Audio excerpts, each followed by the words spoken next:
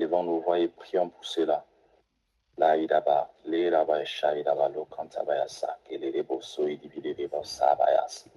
Seigneur Jésus, je te dis infiniment merci pour cette matinée que tu nous donnes. Merci parce que, Seigneur Jésus, tu es avec nous. Merci parce que, Seigneur Jésus, tu es un Dieu de bonté. Merci parce que, Seigneur Jésus, tu ne cesses de manifester ta présence au milieu de nous. Tu ne cesses de manifester ta gloire toutes les fois que nous nous retrouvons. Et pour cela, nous te disons infiniment merci. Merci pour ce que tu fais. Merci pour ce que tu feras. Merci, Papa, parce que, Seigneur Jésus, tu es avec nous. Nous te prions pour ce temps, Seigneur Jésus, de culte, ce temps d'échange, Seigneur Jésus. Nous te prions afin que, Père, ta présence soit manifeste, Papa. Ta présence soit manifeste au nom de Jésus. Ta présence soit véritable, Saint-Esprit. Ta présence soit véritable, Seigneur. Que tout plan de l'ennemi, Seigneur Jésus, toute présence diabolique en ce lieu soit reprimée au nom de Jésus. Que toute présence qui n'honore pas ton nom soit reprimée, Papa. Que toute personne qui est venue en ce lieu, qui est chargée, toute personne qui est venue en ce lieu, qui a besoin d'une réponse à sa question, Père, je te prie afin que ton Esprit Saint souffle, Seigneur Jésus, cette réponse-là. À travers la parole qui va sortir, celui qui se posait des questions puisse recevoir, Seigneur, une réponse, Papa. Que Père, ton Esprit Saint puisse décharger les fardeaux. Que ton Esprit Saint, Seigneur Jésus, puisse ôter toute forme d'épine dans les cœurs au nom de Jésus. Que les cœurs qui ont été brisés, ces cœurs qui ont été blessés, Seigneur Jésus, reçoivent une guérison. Reçoivent un apaisement au nom de Jésus. Taille de bolo qui me tire ba shaidaba. Loria saidi bilebo shakelebo saidaba. Loribi sindabaya le kintabaya shabaya so kantabaya saidaba loribis. Leribos, taille de bos, lo kabaya shaidaba. Seigneur Jésus, merci parce que tu le fais. Je te recommande en ce temps, Seigneur, les temps de prédication. Père, je te prie que ton rayonnement sorte, que ta parole se manifeste, ta parole vivante touche au nom de Jésus. Merci parce que tu vas le faire. Merci, Seigneur Jésus, parce que tu le feras. Au nom de Jésus. Amen. Ok, prophète, avant que Alors, vous commenciez, il m'a été demandé de partager la parole de Dieu avec vous ce matin. Et sans plus tarder, la parole que j'aimerais partager avec vous se trouve dans le livre de Matthieu.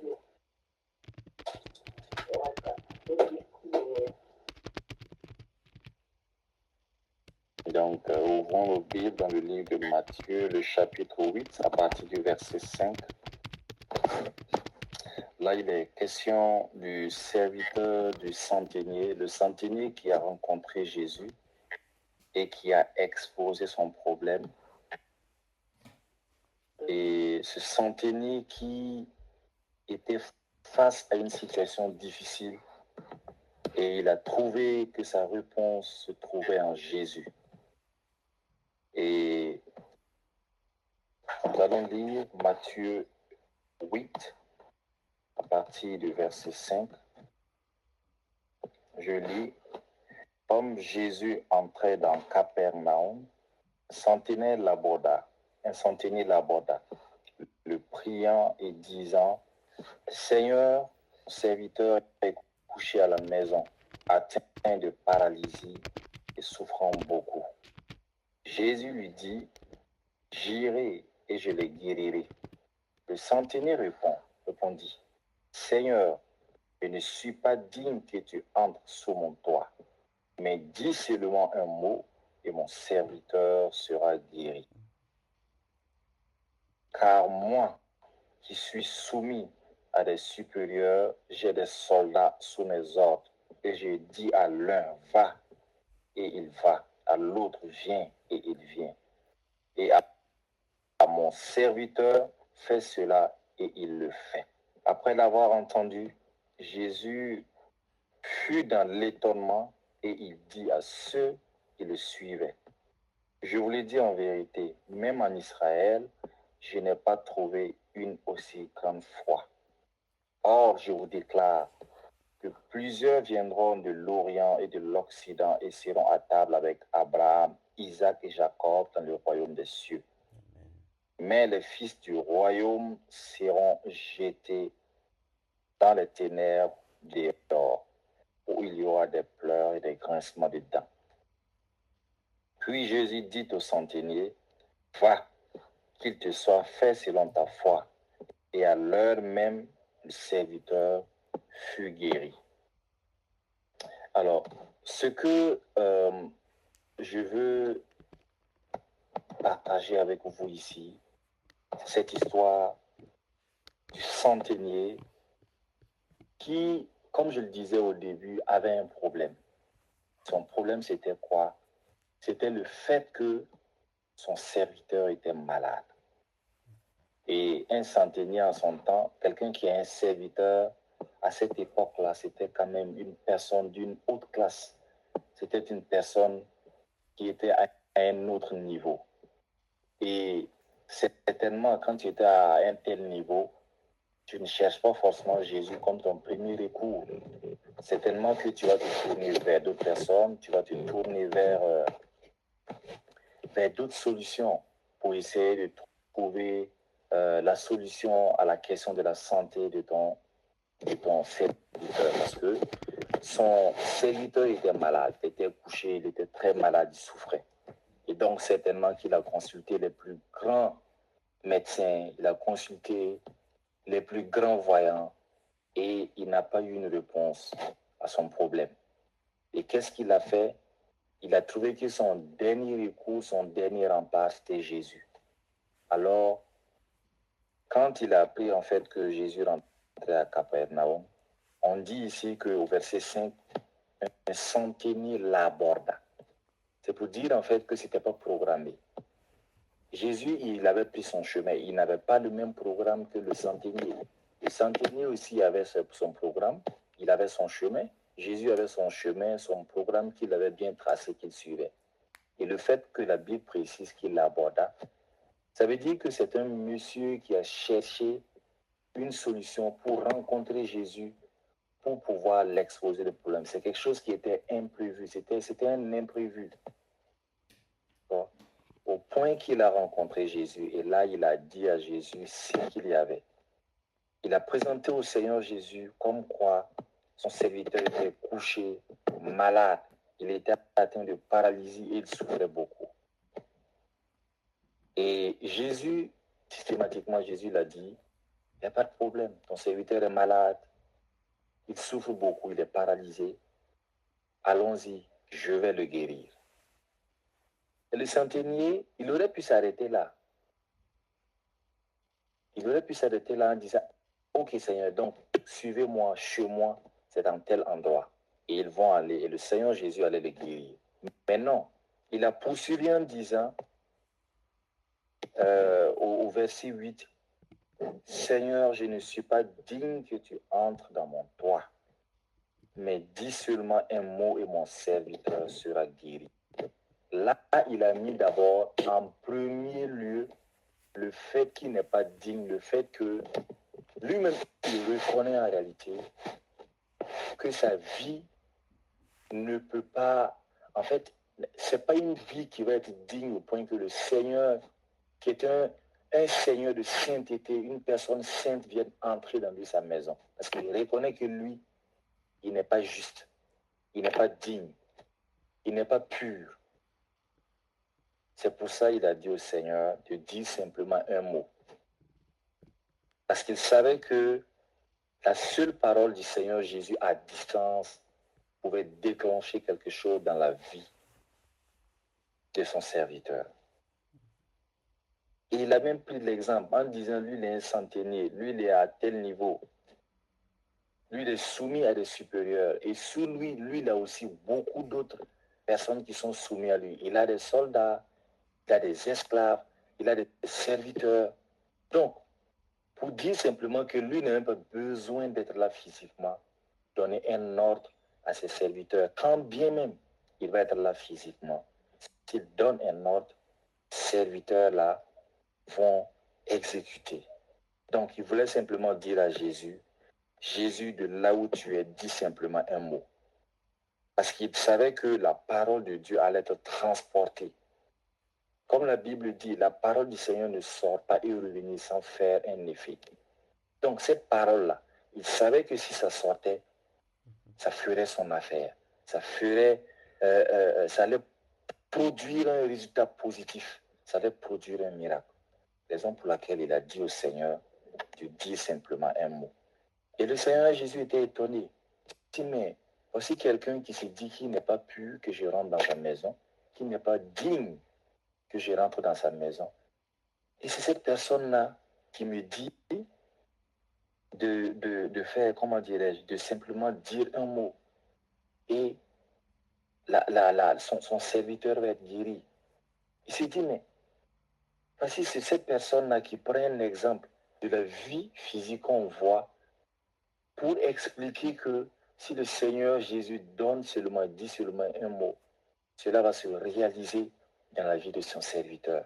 Et le Seigneur était étonné. Le Seigneur était dépassé par le raisonnement de ce monsieur, par sa grande foi. Et effectivement, le Seigneur a dit, qu'il soit fait selon ta foi. Parce que au verset 10, il est dit, après l'avoir entendu, Jésus fut dans l'étonnement et il dit à ceux qui le suivaient, je vous le dis en vérité, même en Israël, je n'ai pas trouvé une aussi grande foi.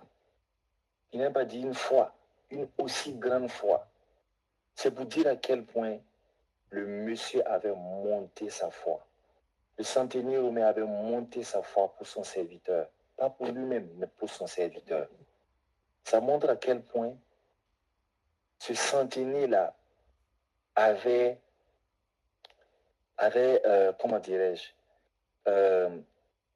monté lui-même sa foi. Ce centenier romain reposait sa foi en Dieu, en Jésus. Et c'est là que Jésus va lui dire d'aller et qu'il lui soit fait selon sa foi. Et son serviteur a été guéri. Car il est dit dans le dernier verset, et à l'heure même le serviteur. Ce sur quoi je veux attirer notre attention ici, c'est le fait que nous devons comprendre que, quelles que soient les situations que nous traversons, quel que soit ce que nous pensons pouvoir être des choses graves que nous avons commis et pensons que le Seigneur peut pas être à notre écoute. Détrompons-nous. Mais le Seigneur n'est pas comme ça. Le Seigneur Jésus sera toujours à notre écoute. Voilà que quelqu'un qui lui-même reconnaît, on ne l'a même pas dit que tu n'es pas digne, mais lui-même il s'est dit, je ne suis pas digne que tu entres dans ma maison. Cette personne-là a reconnu ça et a eu une grande foi qu'elle a placée en Jésus, en notre Seigneur Jésus. Comprenez? Donc, c'est pour vous dire ici que, quel que soit ce que nous traversons, quelle que soit la situation, quel que soit le péché que nous avons commis, même si notre péché est noir comme le cramoisi, nous devons savoir que le Seigneur est à notre écoute. Si nous revenons à lui avec un cœur sincère, avec un cœur ouvert et nous mettons toute notre foi, toute notre espérance en lui, le Seigneur va faire des miracles, le Seigneur va faire des choses. Quelles que soient les situations que tu traverses, quels que soient les problèmes que tu traverses, quelle que soit la situation dans ton environnement, il faut que tu aies une foi. Ne regarde pas d'abord la personne que tu es en te disant « je ne suis pas digne », mais place ta confiance au Seigneur. Place ta confiance au Seigneur Jésus. Présente-lui les choses, ta situation, présente-lui ta souffrance. Dépose tes souffrances à ses pieds et dis-lui simplement de dire un mot. Dis-lui simplement d'agir. Nous n'avons pas besoin de démontrer au Seigneur que nous ne sommes pas dignes d'être à lui pour lui dire de faire telle ou telle chose. Nous avons simplement besoin d'avoir foi en notre Seigneur Jésus. Parce que cette question de la foi, ça peut être complexe comme ça peut être assez simplifié. Mais le tout, c'est nous qui savons comment, qui devons jouer le jeu pour que la chose puisse être très bien au regard du Seigneur Jésus. Vous voyez que le Seigneur Jésus a été étonné parce que ce monsieur-là avait une très grande foi. Et à cause de sa foi, son serviteur a été guéri. Donc, il faut nécessairement que nous puissions désormais monter notre foi à un autre niveau. Le niveau où on est actuellement, le niveau où notre foi est actuellement, le degré où notre foi est actuellement, c'est bien. Mais ayons le courage, ayons l'audace de monter notre foi à un niveau plus élevé. Sinon, il y a beaucoup de choses qui vont se présenter à nous et nous ne saurons pas comment gérer ça. Nous ne pourrons pas régler ces problèmes, nous ne pourrons pas décompter ces situations parce que simplement nous n'avons pas élevé notre foi à un autre niveau. Il faut qu'on ait le courage d'en arriver là. Nous devons monter notre foi. Ne regardons pas à notre vie. Ne regardons pas à ce que nous faisons, que nous pensons qu'il n'est pas bon. Si nous-mêmes on reconnaît que ce que nous faisons, si nous-mêmes on reconnaît qu'il y a des choses dans notre vie qui nous n'honorent pas, qui ne sont pas dignes du Seigneur, mais nous faisons une grande foi. Nous reconnaissons ça. Le fait de reconnaître aussi, c'est une façon en fait de confesser des péchés. Parce que si tu reconnais que tu es un pécheur, tu as dit, tu reconnais avoir fait telle chose, tu reconnais avoir convoité telle chose, en fait, c'est déjà le fait de confesser.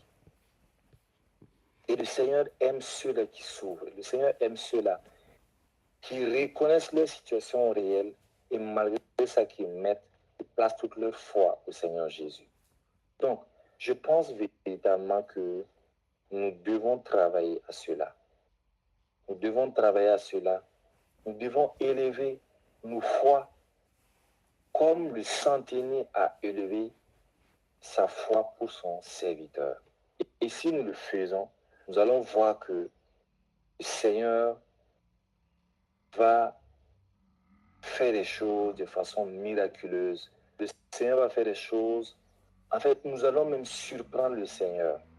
C'est en quelque sorte comme si on amenait le Seigneur à faire des choses. Parce que c'est notre foi là qui va faire bouger le Seigneur.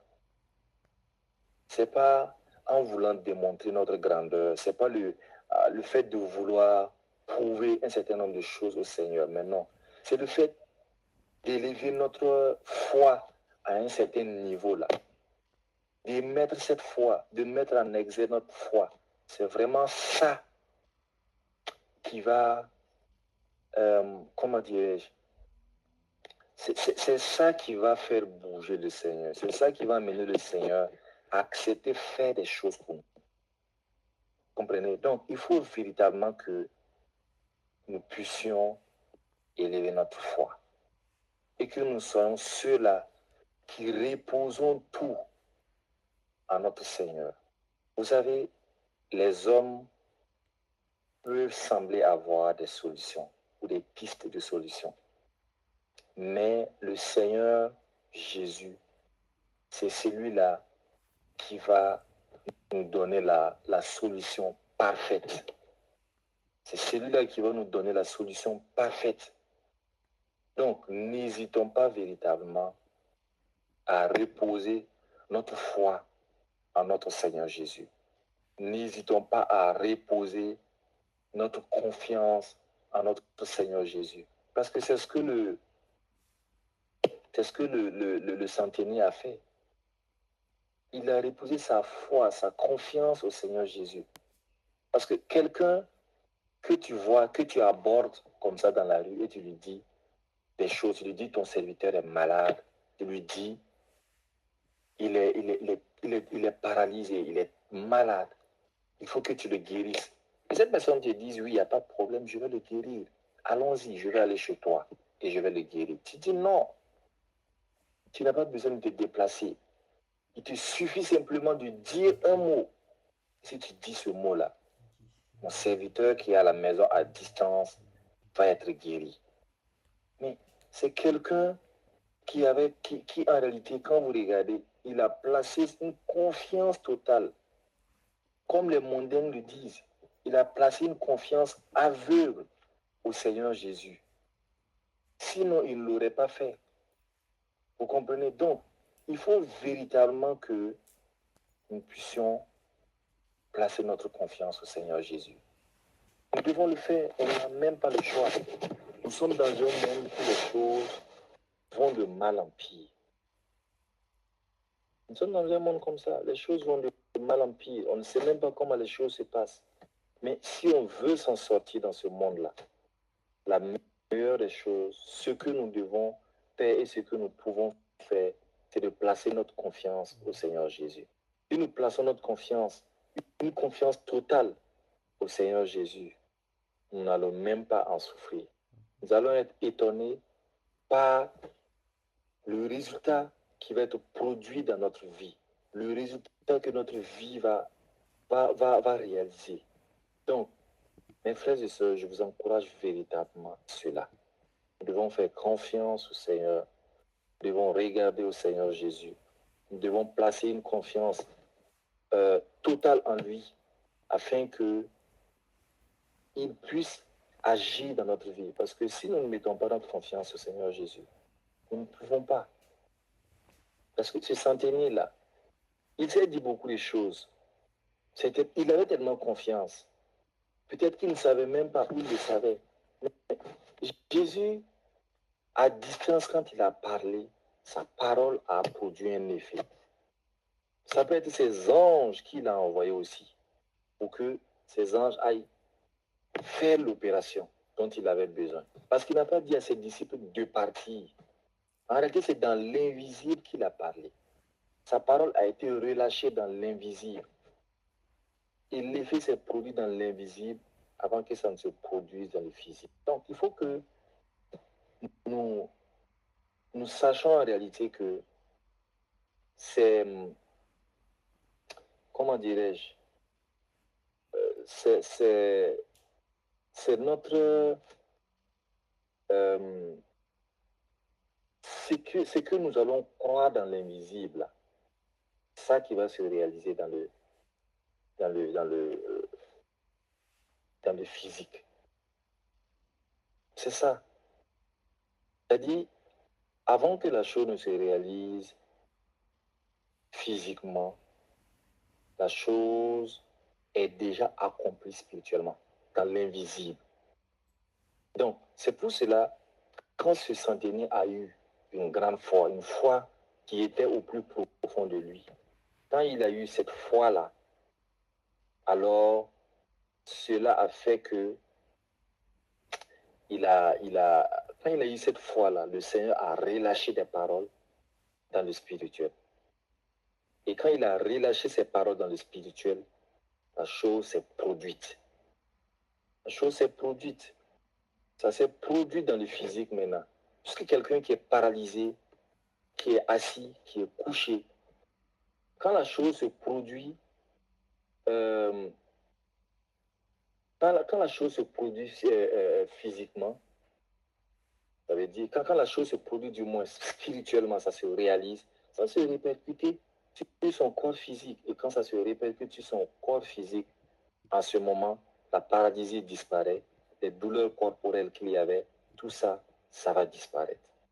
Donc, mes frères et sœurs, gardons une si grande foi au Seigneur.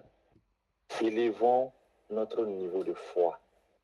Rehaussons notre niveau de foi. Regardons au Seigneur Jésus quand nous traversons des situations difficiles et nous ne savons pas faire. Nous ne pouvons que le faire. Plaçons toute notre confiance au Seigneur Jésus. Nous n'avons pas le choix. Dans ce temps difficile-là, c'est vraiment si on se... comment je vais dire? C'est vraiment lorsque nous allons mettre toute notre confiance au Seigneur Jésus que nous allons nous rendre compte que véritablement le Seigneur est merveilleux. Et nous allons voir les effets que cela produit en nous. Amen. Amen. Vous m'entendez toujours? Amen, amen, amen. Merci beaucoup. Je ne sais pas si c'est... Merci beaucoup pour ce message. C'est un message qui nous a, nous tous, édifiés. Et moi personnellement. Et pour conclure, j'aimerais dire à tout le monde de toujours garder la foi du centenier, avoir une foi plus grande même que celle du centenier, parce que, comme le prophète l'a dit, dans ces temps-là, en fait, il y aura beaucoup d'épreuves et nous devons toujours garder la foi. Amen. Merci beaucoup, prophète. C'est un message qui nous a, nous tous, édifiés, comme je le disais tantôt. Et je pense en fait que voilà, on va vous appeler plus souvent pour ce genre de message parce que c'est très édifiant. Et donc, je vais demander à tout le monde d'activer son micro. Nous allons prier tous ensemble en fait pour ce message que nous venons de recevoir et pour ce dépôt que ça a eu dans nos vies. Et oui, également pour que, voilà, et pour prier pour le prophète honoré. Voilà.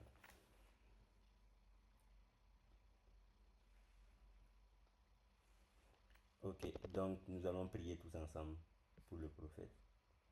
Seigneur, Seigneur Père de grâce, Père de bonté, merci beaucoup pour ce message.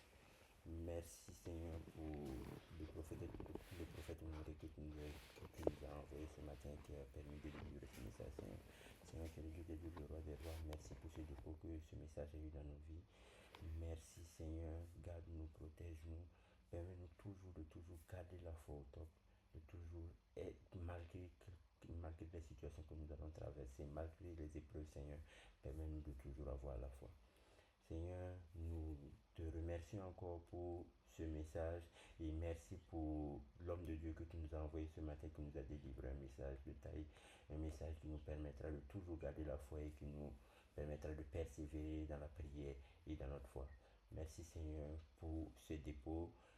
Permets-nous de toujours appliquer ce message, quelles que soient les situations difficiles. Permets-nous de toujours nous rappeler de ce message, Seigneur. Que le Dieu des le roi des rois, et continue de bénir ton serviteur, Seigneur. Continue de le permettre de grandir, Seigneur, dans ton ministère. Seigneur, tu es le Dieu le roi des rois. Merci pour tout. Au nom de Jésus, j'ai prié. Amen. Amen. Amen.